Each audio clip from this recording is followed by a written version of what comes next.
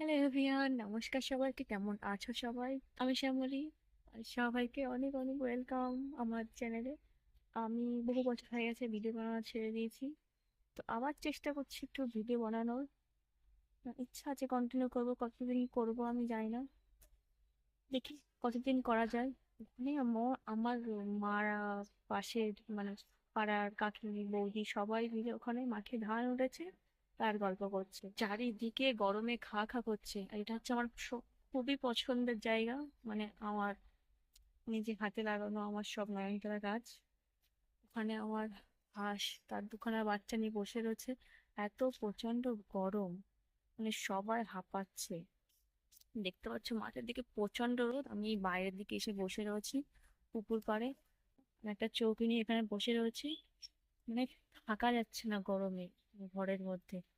আমরা গ্রামে থাকি তাই আমাদের এই অবস্থা, তাহলে শহরের মানুষের তো এখানে বসবো খানিকক্ষণ, তারপরে রোদ যাওয়ার পরে আমি ঘরে যাব।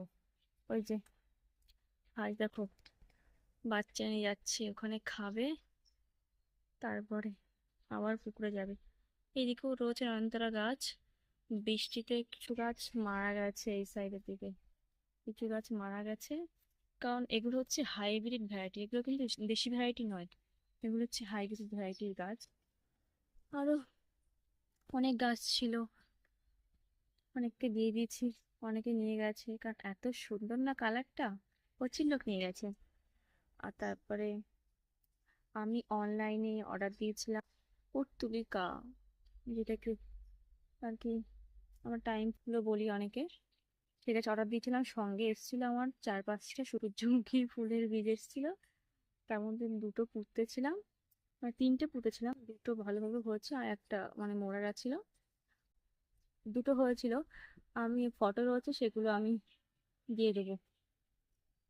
তো গ্রামের মধ্যে আর কি যেরকম আওয়াজ, হাঁস মুরগি সবকিছু সেটা তোমরা আওয়াজ পাবে, সঙ্গে পাখির আওয়াজ রয়েছে, মানুষেরও অনেক আওয়াজ পাবে।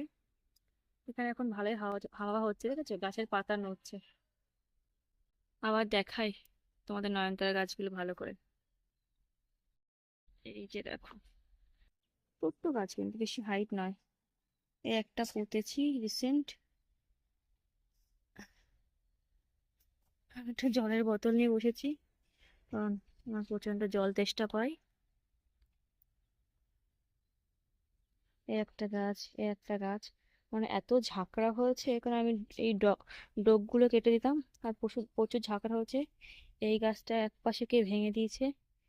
এই যে ঝাঁকড়া ছিল, এটা পুরো গোল ছিল। আর এই গাছটা দেখো কত, মানে এত ঘের মেরে হয়েছে। এই একটা, এই একটা, এই যে, ওই যে ওইদিকে আরো রয়েছে।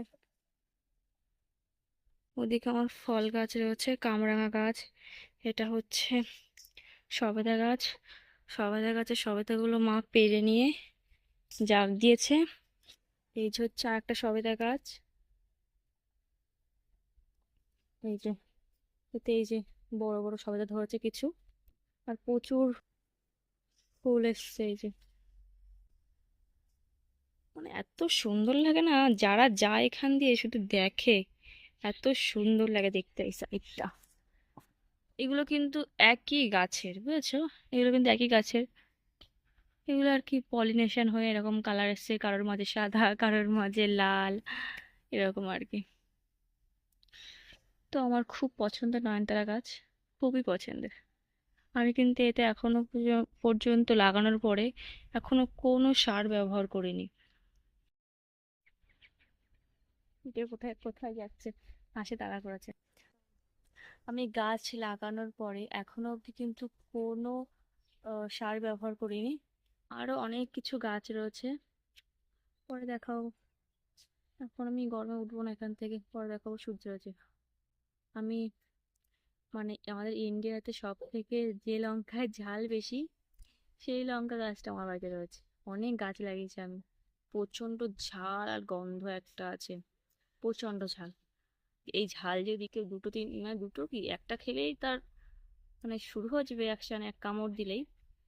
আর যদি কেউ মানে একটা দুটো তিনটে গোটা খেয়ে নেয়, মানে আমার মনে হয় না তাকে কেউ বাঁচাতে পারবে, এত প্রচন্ডই প্রচন্ডই ঝাল। আহ, তো আমি অনেকগুলো লাগিয়েছি, আর তাতে ভীষণ পরিমাণে লঙ্কা হচ্ছে।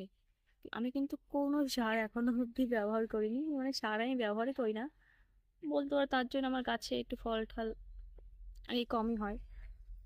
তো সার একটু ব্যবহার করতে হবে, দেখা যাক। এই যে আমার বডিগার্ড এসে বসেছে এখানে, যেখানে যাই সেখানে পেছন পেছন যাবে। এখন এখানে এসে এই যে বসেছে, মানে ভীষণ হাঁপাচ্ছে, দেখেছো? হাওয়াটা কিন্তু ভালোই দিচ্ছে।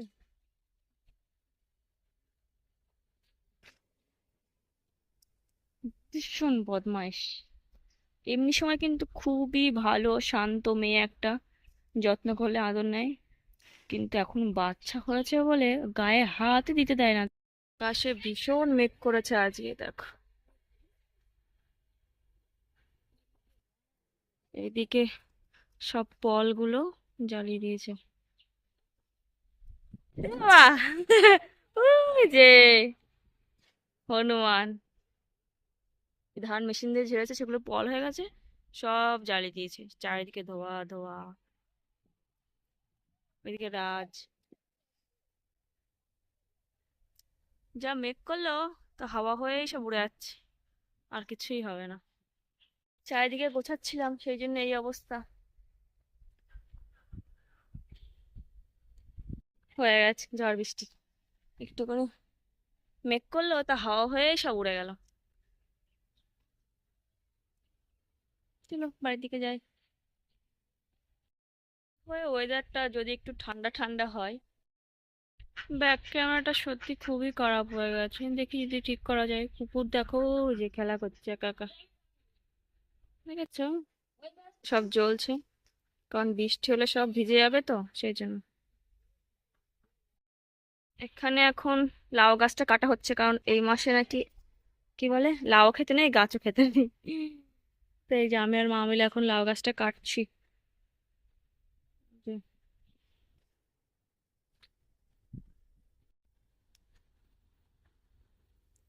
লাউ গাছ খাওয়াই হলো না।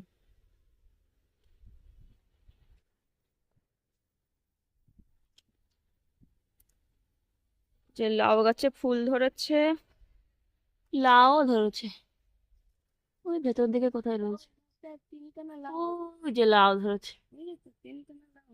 একটা খাওয়া হয়েছে, একটা দেওয়া হয়েছে, পচে গেছে।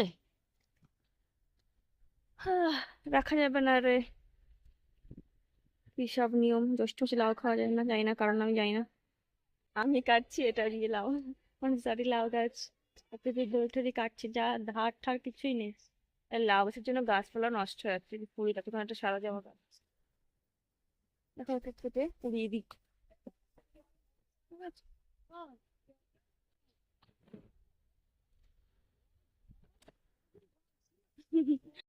তো কালকে তো সেই লাউ গাছ কাটতে কাটতে আমি আর তারপরে ভিডিও করা হয়নি, কারণ কারেন্ট চলে গেছিল, সেই জন্য আর ভিডিও করা হয়নি।